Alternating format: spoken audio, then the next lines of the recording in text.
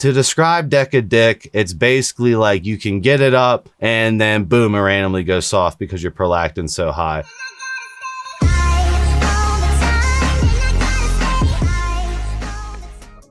What is up, everyone? It's Russo. I hope everyone is doing well. Today's ASMR sip is 1907. Coupon code Russo. ASMR Spritz.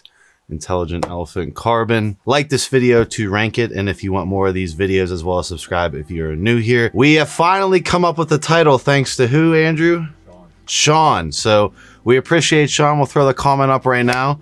This series is officially called PEDucation, which I feel like is perfect. It's short for the title. I did like some of the other ones. What was like the Almanac one and everything. So there's a couple contenders for the name of this series. But if you guys are stopping in, this is a general overview of a compound. I really hope that the educated audience that my audience is writes their own comments, stipulations, stuff I left out. I know on the Anadrol video I did leave out injectable administration, which bypasses some of the toxicity. That would have been something that I should have covered in the video, but got covered in the comments by you guys. So I want this to be like a public forum post where you guys read and interact with the comments as well. But today I'm going to be featuring Deca-Durabolin, Nandrolone Decanoate, and Nandrolone Phenylpropionate because it's the same drug. So NPP and Deca are the same thing. Andrew, I can't tell you how many people think NPP and Deca are different drugs. The only difference is the ester. So phenylpropionate lasts 2.7 days in the body. Decanoate's around 10 days. So when you think about injection frequency, again, Deca is more powerful, aka it builds up a higher serum concentration because the half-life's longer. The drawback of that is that when you want to quit Deca, it normally stays in your system for up to 6 months after, where NPP is going to dissipate out of the system much sooner. So the medical reference I have is the Anabolics 11th edition. I highly recommend anyone interested in PEDs reads this front to back. I've read this front to back twice, but my ADHD still has me forgetting shit, so I am going to reference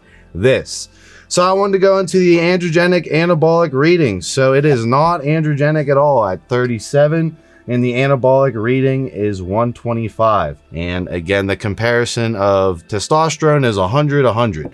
So it's not androgenic whatsoever. The history of nandrolone was it was first described in 1960 and became a popular prescription. When first introduced in the United States, it was prescribed for osteoporosis, breast cancer, trauma, Alzheimer's, anemia, and then I will intervene and say it's actually used in postmenopausal women to help with postmenopause arthritis. So if your grandma's taking Deca, that's normal, right? It's a normal prescribed amount and a very low dosage. I've seen a lot of that, and my TRT company actually does do Deca to postmenopausal women. We don't just treat men, right? A lot of the PAs actually in Tampa are women that are very about fixing female hormonal health, and Deca is one of those add-ons that seems to help postmenopausal women a lot. And overall, the joint capabilities. Lifting heavy is great on Deca, right? Lubricates the joints. There are people that run Deca to mask joint pain. I don't think it directly helps joint pain, but it obviously feels better, and it's like microdosed in that sense. So this is from the 19-nor family. This is not DHT based. Essentially, you're going to be looking at a lot of progesterone issues with Deca, and that is the big kicker around, you know, the side effects of Deca, as far as the thing that stands out over the normal side effects of steroids, which is suppression of your natural testosterone, fucking up your hormone access, fucking up your good cholesterol, raising your bad cholesterol. Blood pressure issue is a thing with Deca as well. The main side effect of Deca is by far Deca Dick. To describe Deca Dick, it's basically like you can get it up and then boom, it randomly goes soft because your prolactin's so high. So they're saying it has a low tendency for estrogen conversion with only 20% compared to testosterone. But again, the main kicker is the progesterone. So I'll, again, source anabolics. The note of nandrolone has some activity on the progesterone in the body, although progesterone is a C19 steroid. Removal of this group in the 19-nor progesterone creates a hormone with a greater binding affinity for its corresponding receptor. Sharing this trait, many 19-nor steroids are shown to have some affinity for the progesterone receptor. The side effects associated with progesterone of those estrogen including negative feedback, inhibition group of testosterone production, and enhancement rate of fat storage, as well as, again, the sexual consequences, which is the main thing that people run into, especially who are uneducated with Deca. So if you do Deca only, Andrew, and you don't really know what you're doing, your dick will eventually completely stop working. And there used to be old school guys that are like, oh, I don't need my dick to work for a while, like these gains are too good. And they would completely disregard all sexual health for, again, muscle building purposes. That is something that just comes with the education of this video that needs to be spread around, that prolactin is one of those things that really needs to be checked up on, even in a completely natural person, because that's a big indicator on if you're able to climax, if you're able to achieve a full optimal 100% erection, right? The main goal benefit over something like testosterone or any of the DHTs is that nandrolone or NPP is way more anabolic. So this is more a bodybuilding drug to build tons of tissue. Again, Alek wanted me on NPP to recomp my body to put on lean tissue, whereas testosterone DHT derivatives are more for hardening, contest prep, bringing out striations. Deca's more for actually putting on tissue and hypertrophy. So that is really where Deca shines, is in the off season or reversing out of a cut, or if you're on a recomp and want to gain some mass. It's very hard to beat Deca, especially since the joint abilities of it feeling great to lift heavy on it. It's one of those drugs where you really notice the tissue gain over the course of using it. As far as the results you can expect, that's all dependent on your caloric intake and overall your level of lifting, how many cycles you have done. So I'm not going to make really a specific case on that, but definitely not for powerlifting per se, more for bodybuilding. The strength gains aren't that crazy with Deca compared to, again, DHT derivatives in my 2 cents, right? I do notice that my muscles get out of control, and I have documented NPP twice on this channel. I've never actually used regular Deca because, again, I like NPP because if I want to stop, I don't have to worry about Deca staying in my system for 6 months. If I want to do another compound, it could be completely compromised because this Deca saturation takes forever to get out of my body. NPP solves that problem. You just have to dose it higher. So I'll go into dosages. So NPP, in my opinion, on the underground is dosed from anywhere from 200 to 800 a week. And then out of Anabolics 11th edition, they're saying 200 to 600 per week, with obviously the medical dosages being 50 to 100 meg every 3-4 weeks for 12 weeks, as far as treating like renal anemia as the example. But bodybuilders are normally going to take around 400 to 600 Deca, and NPP is weaker because of a lower serum concentration level. Technically not really, depends on how you dose it, but people tend to dose NPP higher than actual Deca because it is half-lifing out of the system faster and not compounding so viciously like Deca does, right? If you want to do Deca, you 100% are going to shut down your natural testosterone to fucking flatline 0. This is a hard shutdown. I did an Anavar video, which Andrew can throw up.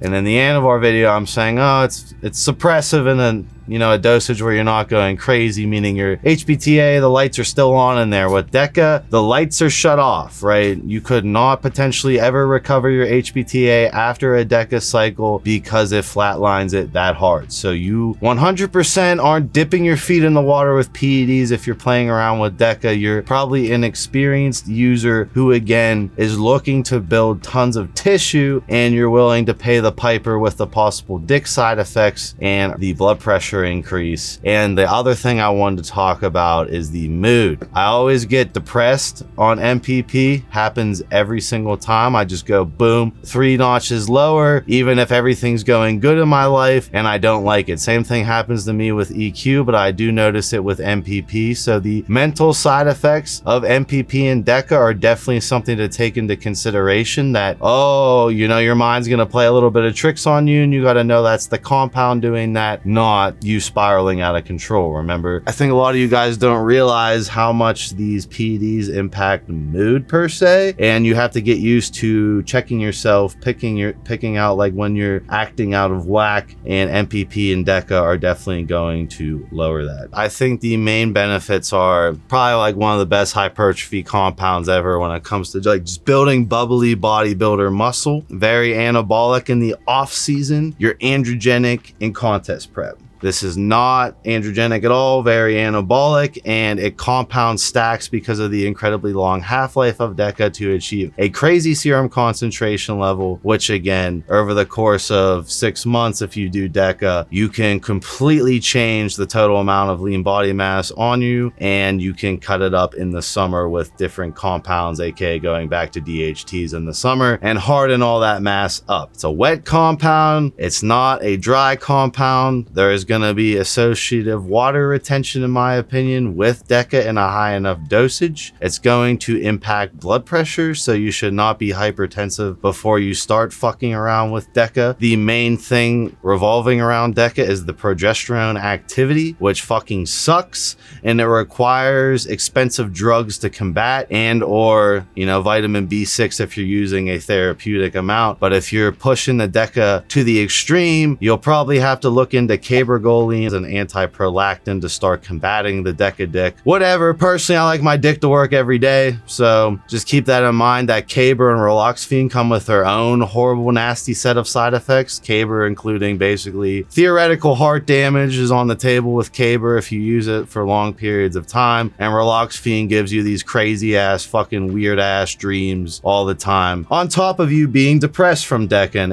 NPP in a high enough dosage is definitely gonna drop you and dip you lower. You're paying the piper for all the hypertrophy and size. I think the main conclusion is that a lot of guys in the off season want to keep this lean fucking look with DHTs, hardeners. They don't gain that much actual tissue. All these fucking Instagram dudes who have no idea about PEDs, they don't gain that much tissue. If they would have ran Deca NPP, they would have gained tons of tissue. They would have a softer look. They would have looked slightly shittier on Instagram and not as lean for like 6-7 months. Tons of tissue. They go into a hardening cycle, aka they go back to the DHTs after they built the tissue with Deca. Completely new physique, completely higher level physique. This is been the old school bodybuilder's way of doing it forever, that has gotten lost in the mix of TikTok pushing trend and everyone wanting to stay lean. All the old school guys who are watching this know the power of Deca and know that it's a tried and true stapled method to put on actual tissue. I will say that I don't really get much strength gains with Deca or NPP, and I normally have to again use something like Sustanon alongside it. There are people that do Deca-Only. That's a whole separate topic video. I'm not going to go into the Deca-Only rant because Alek and I have covered it twice on the podcast, and Alek is more well versed in Deca because Deca is one of his favorite compounds that he used to get to 280 pounds. Whereas every time I use it, I don't like the activity that's going on with my brain. I feel again lower on it, so I normally don't dose it super aggressively, nor do I enjoy it. As far as joint benefits, that's real, right? So if you microdose it, not for a muscle building purpose, but you add it onto HRT, TRT, you can notice tons of joint aiding benefits. And for postmenopausal women, again, this can help with menopausal arthritis, which is a great harm mitigating factor. And I've seen many clients at Elevate who are females get just a little tiny amount of Deca, and that does a world of difference.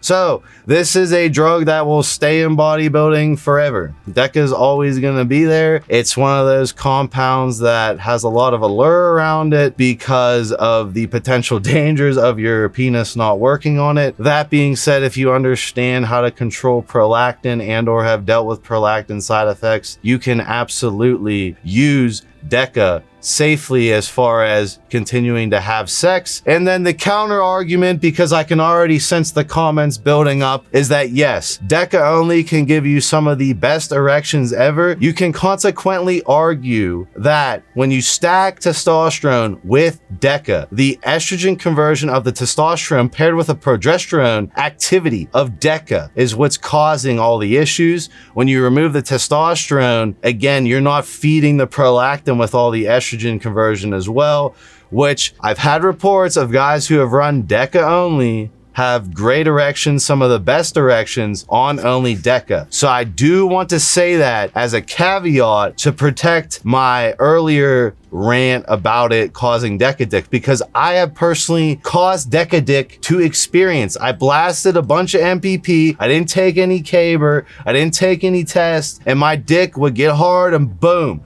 go soft during the D, right? That would not happen apparently if I did Deca-Only with no testosterone base. So yes, this is a controversial compound because of the Deca-Only movement. I see it, but my personal 2 cents is that Deca-Only, the mental side effects, the impact on the brain of not having any testosterone, there's not going to be any hair loss with Deca compared to a DHT. It's not raising DHT levels, but the mental impact of the depression of having Deca as the primary androgen, again, may impact people differently. With my bipolar ass, I wouldn't enjoy it. Other people who are more stable and not fire and ice like me might have no difference in their mental. It's case by case. Just take Deca with a grain of salt. It's not a beginner compound at all. You know, you definitely want to know that you're fucking around with some fire with Deca. If you're just new in the PED abuse, you do Deca, you flatline the HPTA, and then you're rolling the dice on if the HPTA ever fully recovers or not. Not a suppressive compound. It's going to shut you down, and you will need pretty big post-cycle,